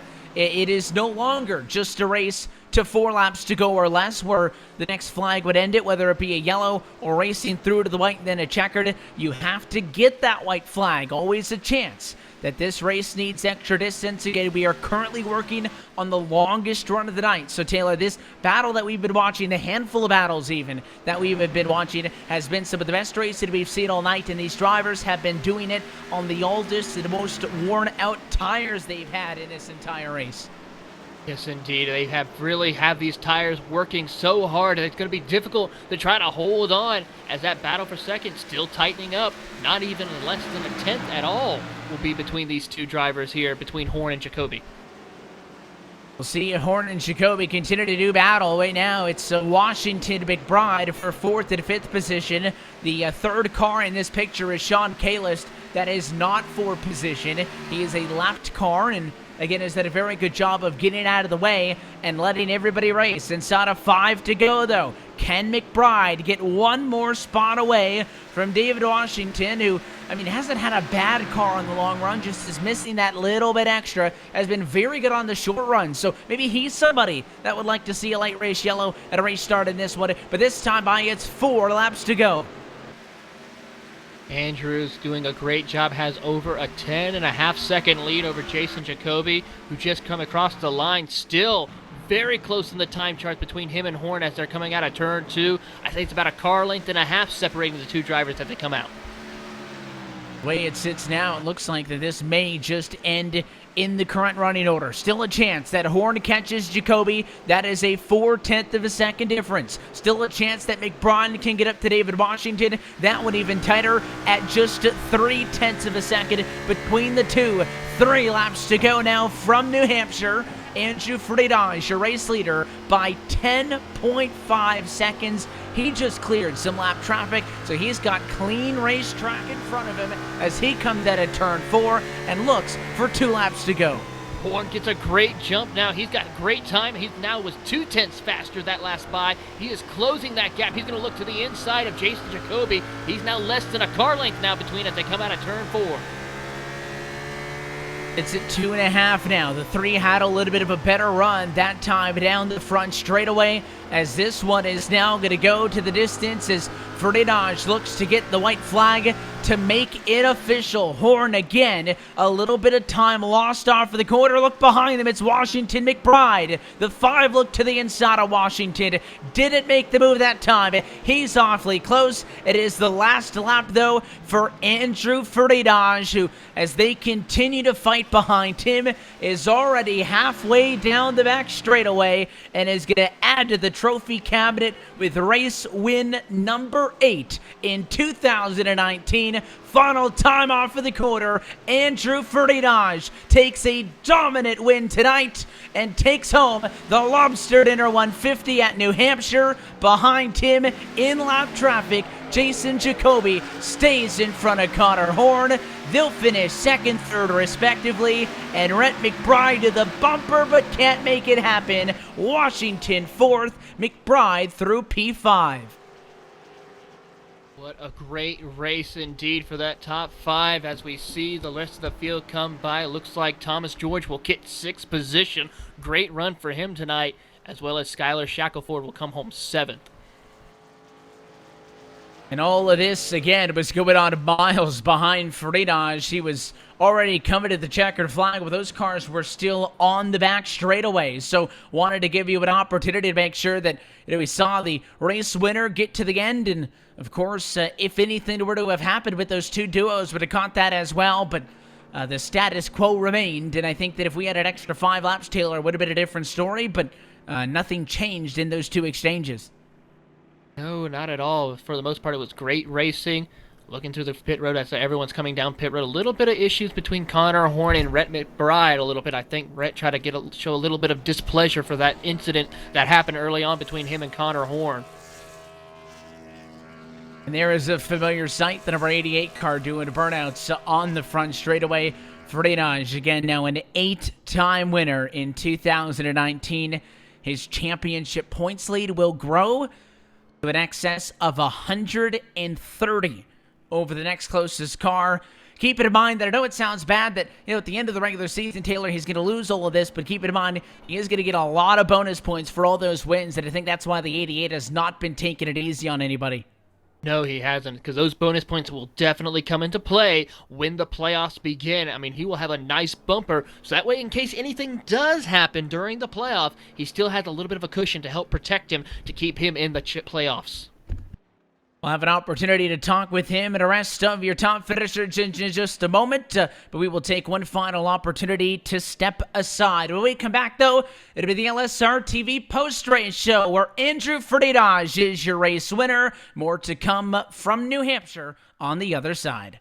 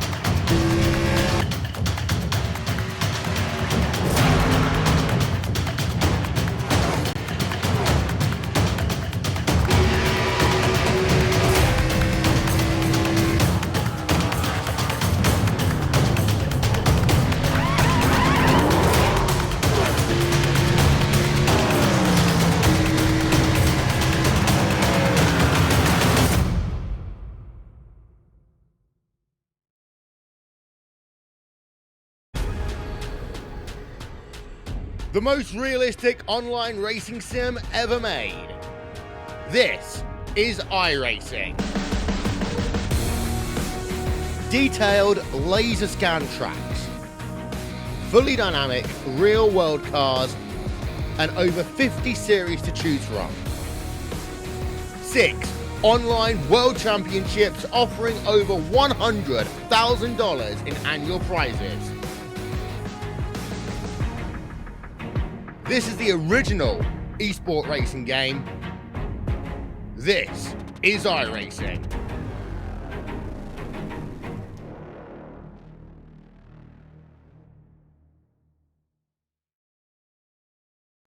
This broadcast is the copyrighted work of LSR TV, and it may not be rebroadcast, retranslated, or used in any form without the express written consent of Live Sim Racing LLC and iRacing.com Motorsport Simulations. LSR TV would like to thank you for your support, and we hope you enjoyed tonight's broadcast.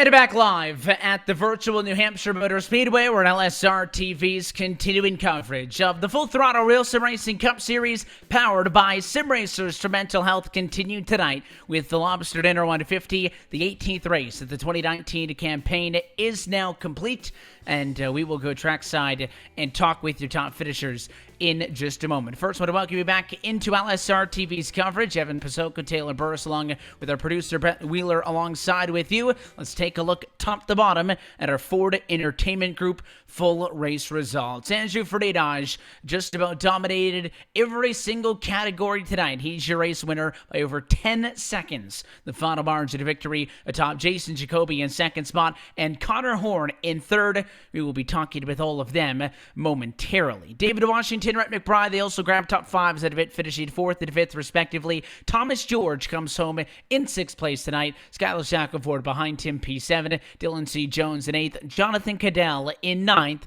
And Kyle Kamer rounds out your top 10. Finishing in the 11th position will go to Shane Parrish, followed by Brian Chambliss will come home in 12th position. Anthony Fredericks will come home in 13th, for Jeremy Rittenberg in 14th, one lap down as the rest of the field goes. Scott McClendon will come home 15th, with Scott Brotherton in 16th.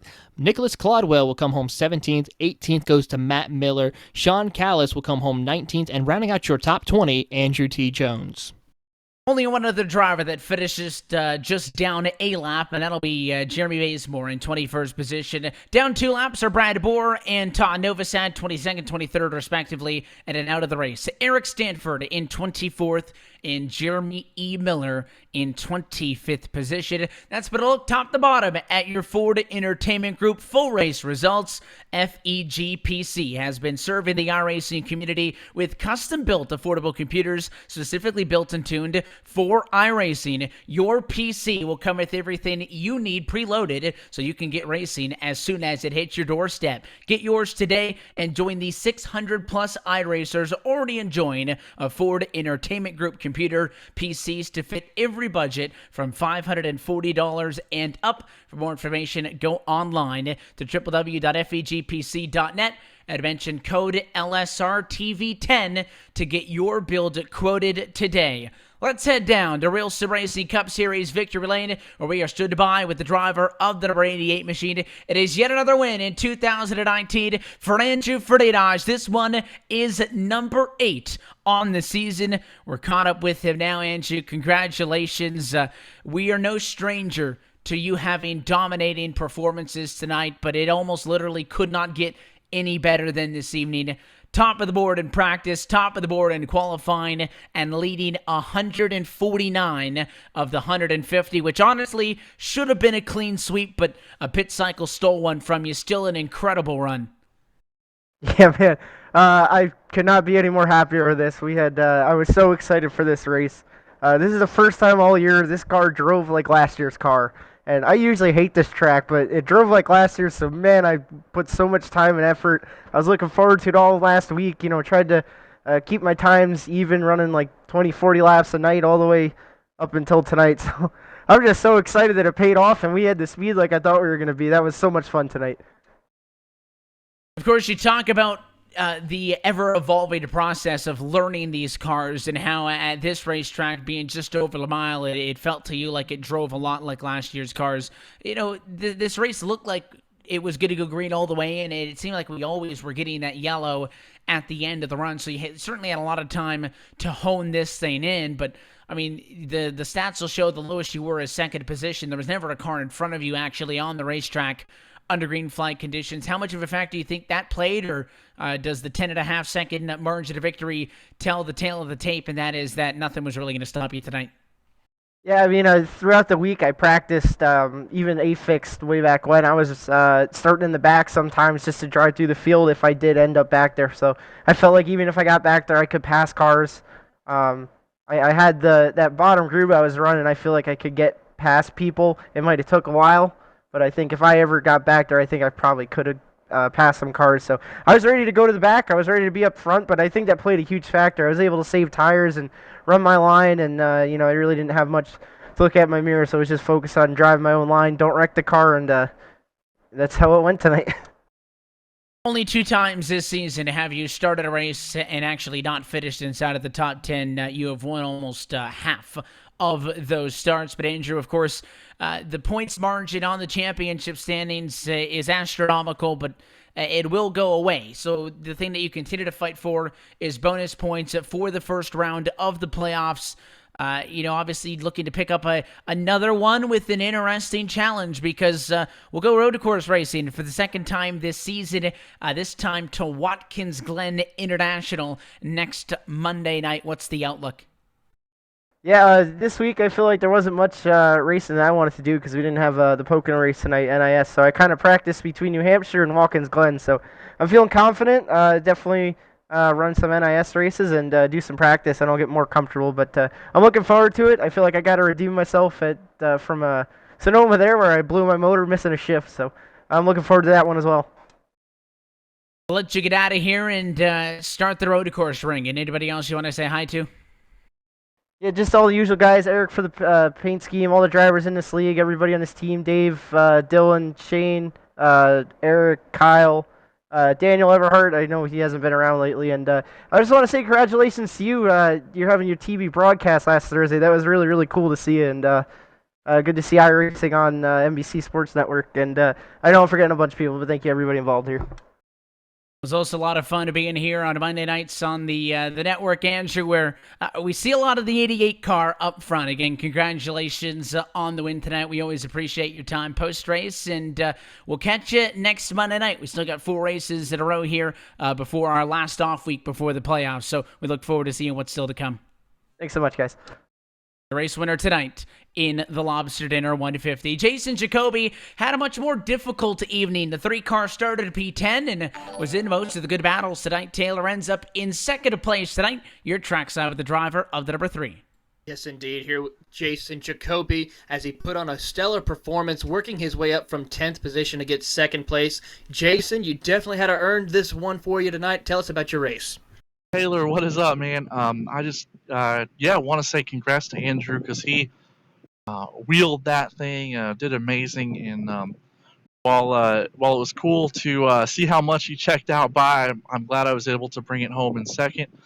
That was a really good run for me, considering how fast Andrew was and how good everyone else is. I did pretty well. I think if I would have been doing perfect, you would have seen me up there with Andrew. But, I mean, none of us hit it perfect. We're always giving up time. No matter if you sit on the pole with a blistering lap, there's always time that you're giving up.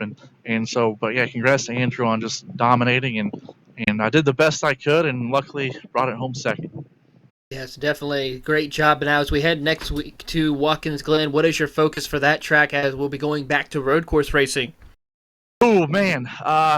Well, the Glen has been a good track for me, and I think it's a very fun track. And so it's fun to be shifting gears in a rig like this, and I'll definitely do the best I can. I think I know from watching RSR last year that there are guys like Andrew and Dylan who are really good at road courses, if I recall correctly. And so it's going to be fun, though. I do really love Watkins Glen because it's such a fun track to drive. We look forward to seeing you at the next round. Again, congratulations on your second place finish here at the New Hampshire Motor Speedway. Taylor, thank you guys. Have a great night, y'all. That was Jason Jacoby finishing second tonight, and I believe, Evan, you caught up with our final podium finisher of Horn. It's been one of the best cars in the last few weeks. Tonight just didn't have that little bit extra. Still a good night for the driver of the 24 machine, Connor Horn, coming home in third tonight at New Hampshire Motor Speedway. Connor, congratulations on another podium finish here on a Monday night. It'll be, what is your 7th top 5 finish of the season, and a season that has been pretty good for you in the last month and a half or so. What was your assessment of tonight? Just one spot short of where I probably could have, would have, should have been. I thought I was only going to be 6th at best, but that last run I was faster than everyone but Andrew. I feel like I could have passed everyone, but it's a hard track to pass at. I got by Rhett by moving him up a little bit, and I didn't think I hit him that hard, but I guess I hit him hard enough for him to hit me on pit road after the race, which I didn't appreciate. I didn't think it was necessary, but that's Rhett, I guess. And then I was trying to pass Dylan because I was faster than him, and for probably like the 12th time, I got loose under braking. I wheel hopped a little bit, and I accidentally walled Dylan, which was an accident and dumb on my part, and it screwed him over, and I somehow got lucky. I was able to get back by Rhett after he tried to wreck me back for barely tapping him, and I was able to get by David as well pretty cleanly. I don't think we made any contact, but he tried to also wreck me. I guess I made people mad. I didn't really think I'd raced that bad. I wasn't intentionally hitting anyone, really, trying to intentionally wreck anyone. It really sucked under braking, and maybe 5 laps I might have been able to get the Jacoby, but just didn't have the time. Well, it is, we had this discussion on the broadcast. I guess you can call it a short track. It is over a mile, but it certainly races like one with the lack of banking here. And, your night got a little bit more difficult than it maybe needed to be after an early incident where you found yourself at the outside mall. You dropped back a little bit. Just tell us about how much more difficult that made your night, having to fight for quite some time just to get back to square one, maybe if that ends up being the difference maker in that one extra spot. It might have been the difference, but all those restarts, being a position higher could have screwed me. You never know how that might work. It just sucked I hit the wall that early. It just made the car really tight on that first run. Just couldn't really get in a groove until the last couple of runs, and, just really tough. Tough track, New Hampshire, it's just difficult to pass, and not a track I run a lot, so I had to get used to that, and, on top of all that, Andrew ran away with it, and it wasn't even a contest, so that sucked a lot, but, it is what it is. I guess I'll take third. Still 2 race wins in the last 5, and an opportunity to maybe grab another one next week as we go racing August the 5th for the virtual Watkins Glen International. Of course, got the race win earlier this year at Sonoma. Is that road course prowess going to translate to the racetrack out east? I think I'm better at Watkins Glen than I am Sonoma. I think I said at Sonoma I was surprised I was even that fast, so I feel like I should be in the hunt for the win at Watkins Glen, but then again, maybe Andrew's even better, who knows? It might come down to us and maybe Camer again, because we were sort of a 3 to beat, maybe Dylan as well. If it goes green, it probably will go green the whole way again. Strategy might get even more interesting. You never know at a track like that, and it should be fun, turning right and left one last time. We look forward to catching that one, and, of course, it'll set us up for the playoffs coming up shortly, where we'll have the fun mixture of the Roval as well. So a couple of exciting dates due up, but it was a good result for you regardless of the challenges and all the excitement in between. Connor, anybody want to say hi to while we got you? Just everyone at Berlin Raceway, Speedway, Menards Racing, Hammer Bowling, and obviously my teammates Brian, Skylar, and Jeremy. Everyone, we all help each other a lot, trying to get the cars into a racetrack. Unfortunately, had a really bad break with Jeremy, which doesn't help his playoff chances. But Skylar had a great run. Brian had a okay run. I know he was nervous coming into here, but if what happened to Jeremy didn't happen, I think we would have had a couple cars in the top 10. But we only had to beat Skylar, but that's pretty good. 5 weeks for you guys to make it happen, and hopefully you can turn around from some of the bad luck, especially as you mentioned in Jeremy's case with the early exit in this one. But as always, Connor, we tell you we appreciate your time here post-race. We appreciate you guys supporting the series. Congrats on another podium, and we'll see what that car's got next week. It's going to be fast. See you next week. Third place finisher tonight from New Hampshire. Really looking forward to the trip out to Watkins Glen. Again, a big thanks to our top 3 finishers, Andrew Friedage, Jason Jacoby, and Connor Horn, who come home in first and second, third place tonight. And Taylor, it was the New Hampshire race that had just a little bit about everything minus the green flag pit stops. We did eventually get that long green flag run. It brought us all the way to the end, though. And as you heard in that interview, some short track tempers to go along with it all. Yes, indeed. A lot of great racing throughout the entire field. Congrats again to Andrew for putting on just a dominant form, only missing the entire race by 1 lap as far as leading every single lap. So a great dominant performance for him. Great battles throughout the entire field through the most part, especially within that top 5 and top 10 towards the closing stages. And then, of course, like you brought out, some short track tempers here on this mile circuit. Not a surprise, it'll be a whole different kind of excitement next week. Until then, though, round number 18 falls into our rear view mirror tonight. I want to say on behalf of all of the folks behind the scenes at LSR TV, the people who make these broadcasts possible on a nightly basis, and of course on behalf of your team tonight, for myself, Evan Pasoko, for Taylor Burris, and our producer downstairs, Brett Wheeler, I want to thank you for tuning in and congratulate Andrew Friedage, an 8-time winner now in 2019 as this series gets twisty again next Monday night. That's August the 5th as we go road course racing at Watkins Glen. That race and every race of the 2019 Full Throttle RealSimRacing Cup Series powered by Sim Racers for Mental Health can be found right here on LSR TV and the iRacing Esports Network. Until next time, good night from New Hampshire, where Ferdinand is on top again.